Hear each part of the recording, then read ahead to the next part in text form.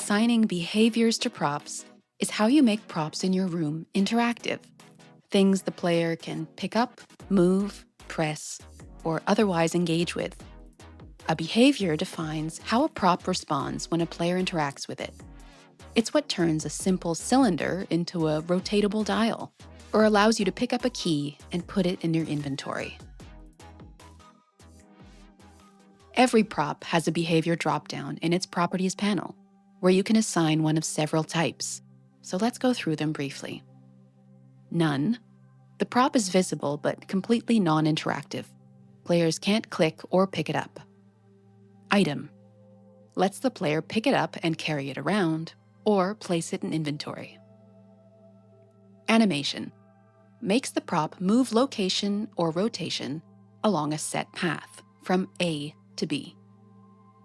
Button, turnable, dial, or slidable.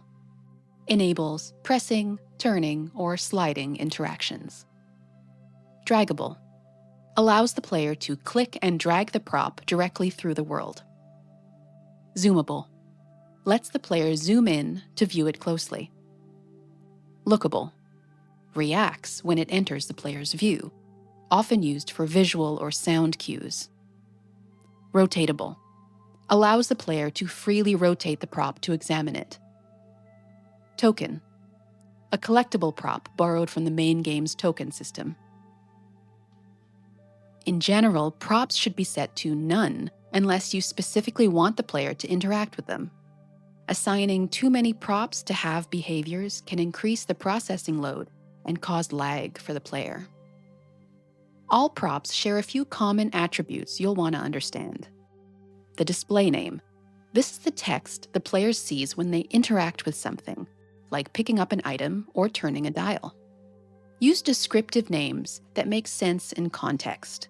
Something like rusty key, control knob, or ancient coin sound much better than sphere. Giving props names can help you stay organized too. Remember, you can search for props using control space, so unique names mean you won't end up scrolling through 100 results all called cube. Script name. This is how the prop is referenced in Lua scripts. For more on this, check out our video on Lua scripting in ES2. Is obstacle. When enabled, this setting prevents players from walking through the prop. Most of the time, you'll only want to mark large, solid objects like walls, furniture, and doors as obstacles.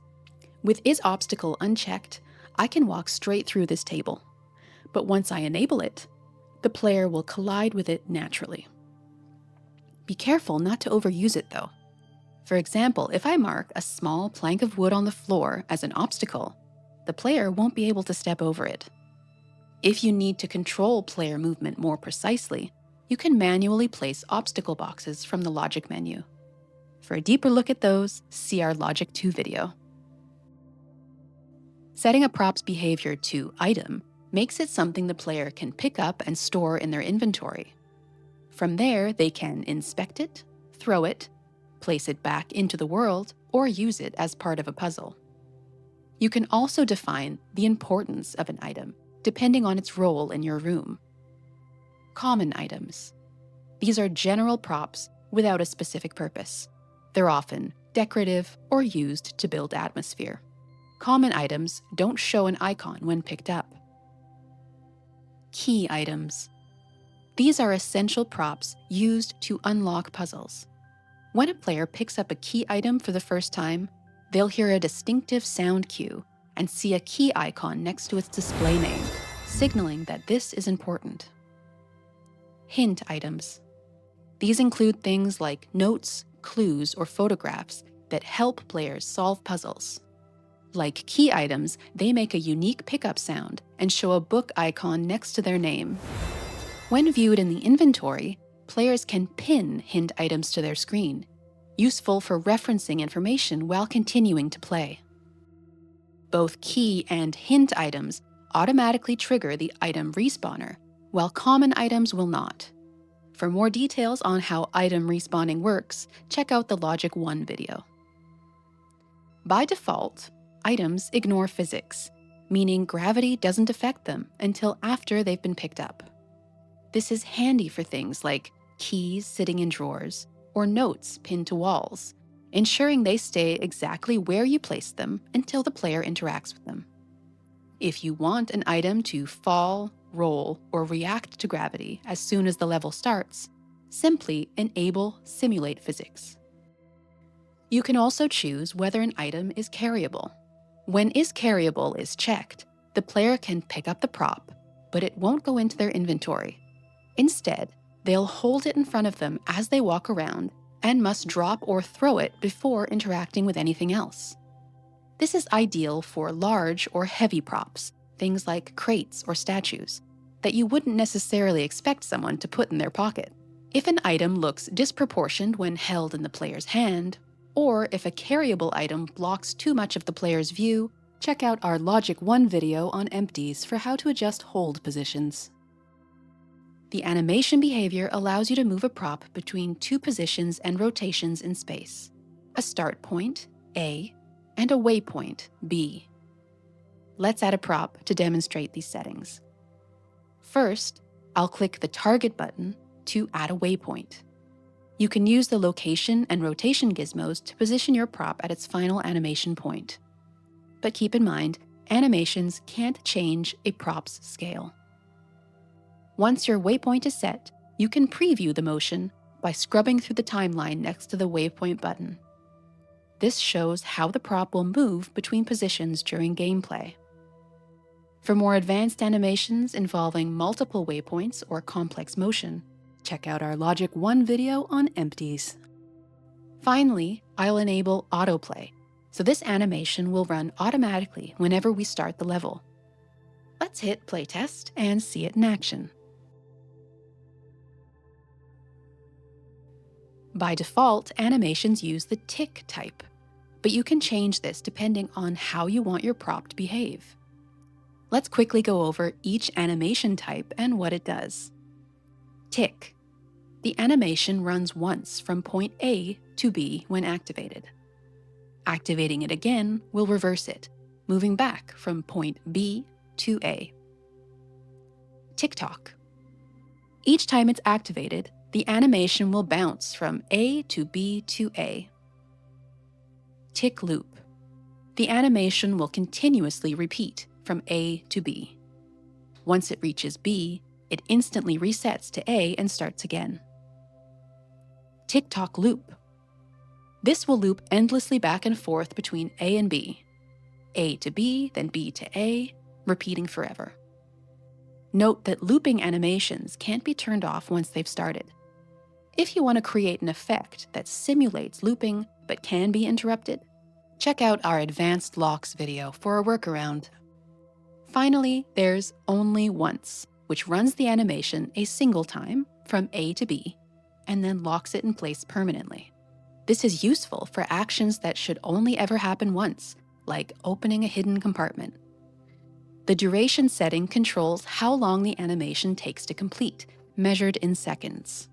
That applies to one full A to B motion for tick, and double that time for Tick-tock's ABA animations. Interpolation options control how your animation moves between points, which can make movement feel more natural or mechanical depending on your design. For example, you can have an animation that starts slowly and gains speed, which is great for something like a drawer being pulled open. You can slow it down as it reaches its destination, as if it were a door gently stopping at its frame. You can even simulate a bounce, like a basketball or a lever. Below the interpolation options, you'll also see a section for assigning animation event triggers, where you can add actions that occur during the animation playback. On Done activates when the animation reaches its waypoint, or B point. On Return activates when the animation goes back to its starting position, or A point. For example, a tick animation will activate On Done when it plays from A to B, and activate On Return when it plays again in reverse and returns to A. A Tick-tock animation will activate both On Done and On Return as part of its single playback cycle, once at B and again when returning to A. We'll go over triggered events with our next set of behaviors. Let's look at interactive controls that the player can actually click, rotate, and engage with. Buttons are the most basic form of player input. Under the hood, they're almost identical to animations. They have an A point, a B point, and an animation that moves between them. The main difference is that buttons are interactive. The player can click them. They also have a special animation type called hold. For buttons, you'll generally want to stick to tick, tick-tock, or hold animation types. A tick button is used for anything that toggles between two states, like on-off, open-closed, left-right. Think of a light switch, a power toggle, or a lever. Once pressed, it stays in that position until pressed again. A tick-tock button is used for single-state actions. For example, a doorbell, a keyboard key, or tapping a button on a screen. Each press always performs the same action, and the waypoint animation resets on its own. The hold animation type is a little different. It forces the player to keep holding the button until the animation reaches its waypoint. Examples include emergency shutdown levers or charging sequences. Let's set up a button to activate the animation we just made. I'll make this cube look a little bit more like a button for demonstration. I'll set its waypoint so the button descends slightly when pressed, and change the animation type to tick-tock so it bounces back up to its original position. I like my buttons to feel a little bit snappier, so I'll shorten the duration to 0.25 seconds. Now, I'll click the little plus icon beside on press and select my animation from the scene. Let's test it. Perfect. We've just created our very first player interaction. Turnables and dials are very similar. Both allow the player to rotate a prop. Think of turning a volume knob on a radio, a dial on a safe, or a combination lock. The key difference between turnables and dials is how the player interacts with them. Dials are rotated by moving the mouse in a circular motion, which makes them ideal when the player is facing the control head-on, like a clock or a safe dial. Turnables, on the other hand, use left and right or up and down mouse movement. These are better suited for props that are oriented horizontally or vertically in space. For example, a rotating pillar or a globe. Let's focus on turnables, since they share all the same core properties as dials, plus a few extra that make them even more versatile. Here, I have a cylinder, and I want to make the player turn it clockwise. Let's make this a turnable and see what happens when I test. So you can see that my turnable isn't rotating the way I want. The rotation direction of a turnable is determined by two settings: its world axis and its screen axis. This can get a little confusing, and to be honest, many builders just try a few combinations until it looks right and the mouse turns the dial in the expected way. But to do it right, here's a quick trick.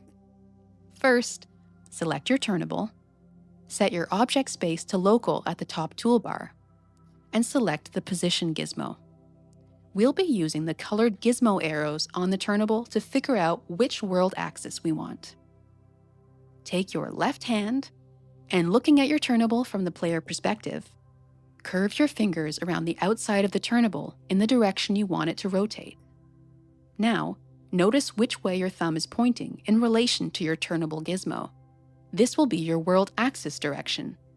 You can compare to and use this image to determine whether your world axis is forward or back on the blue Z, right or left on the red X, or up or down on the green Y axis.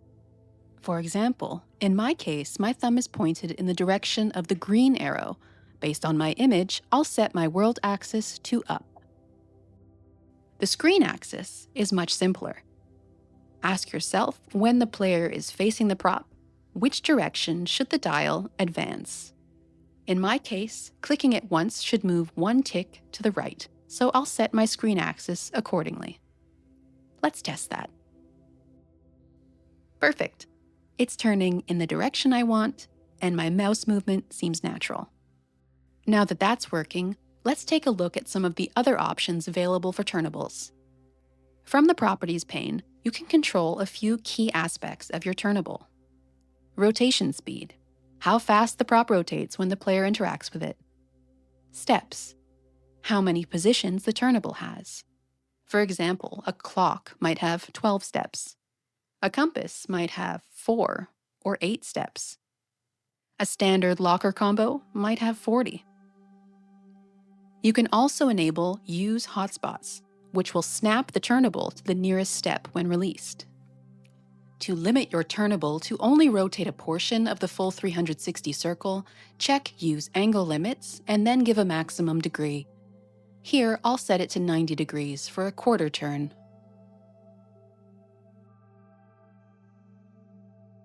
The click direction allows you to control which way the turnable moves when the player clicks on it instead of rotating it manually.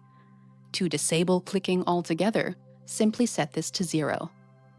We will cover connecting turnables, dials, and slidables to locks in order to solve puzzles in our Logic 1 video. Alternatively, you can choose to rotate the prop's UV instead of the prop itself. This will rotate the texture that is applied in the material properties. Slidables work much like dials and turnables, but instead of rotating, they move along a straight line. To set one up, add a prop of your choice and set its behavior to slidable. Click the target button to select an end node, which defines the end of the slider's path. Once an end node is selected, you can also scrub along the timeline to select your starting position for the slider handle. Next, choose your snapping type. No snapping, the player has full control over the slider. Closest snapping, the slider automatically snaps to the nearest node. Starting snapping, the slider reads the nearest node to where the player stopped dragging, then snaps back to the start automatically. Closest snapping and starting snapping allow you to define multiple points along the slider line, similar to adding steps on a turnable or dial. Unlike turnables and dials, though, the slider property defines how many additional nodes you want beyond the start and end. For example, adding 2 extra nodes will give you a total of 4 nodes. You can also control how fast the slider snaps to its nodes. Finally, let's look at Draggables. Props with draggable behavior can be grabbed and moved freely throughout the world by the player. Draggables are great for puzzles that involve moving heavy props into precise positions, such as statues onto pressure plates. You can use triggers to respond when a draggable is placed into a specific location. For more information on triggers, see our Logic 1 video. In the Properties pane, you can set XYZ constraints and manipulation type, which axes the player is allowed to move the prop along, where the player grabs the prop when dragging. Viewable interactions are less about direct player manipulation and more about observation and examination. Zoomables let the player examine a prop up close. When a prop is a zoomable, the camera will focus on it and hold the camera in place until the player chooses to exit. To set this up, click Edit Rotation to choose the camera angle. You can navigate around the prop just like you would in the editor, or manually fine-tune the coordinates in the boxes at the bottom left. Any children of a zoomable prop that are interactable, such as buttons or dials, will only be usable when the parent prop is zoomed in, ensuring that players interact with your puzzles exactly as you intended. Rotatable props allow the player to rotate them fully to view them from all angles. Check out our tips and tricks video for a hack to include rotatables in your puzzles using triggers. Next, we have lookable props, which perform actions when they enter or exit the player's view. You can set the percentage of the prop that must be visible on the screen, the percentage of the player's screen that the prop must occupy. whether this interaction should happen only once, and then you can add your actions to perform when the prop enters or exits the player view. Finally, tokens are a collectible prop. When a player finds and clicks on a token, their found count updates at the top of the screen, giving a clear goal and visual reward. And that covers prop behaviors, the foundation of interaction in your rooms. In the next video, we'll build on this by exploring how to connect these interactions to puzzles using logic components. Thanks for watching, and I'll see you in the next one.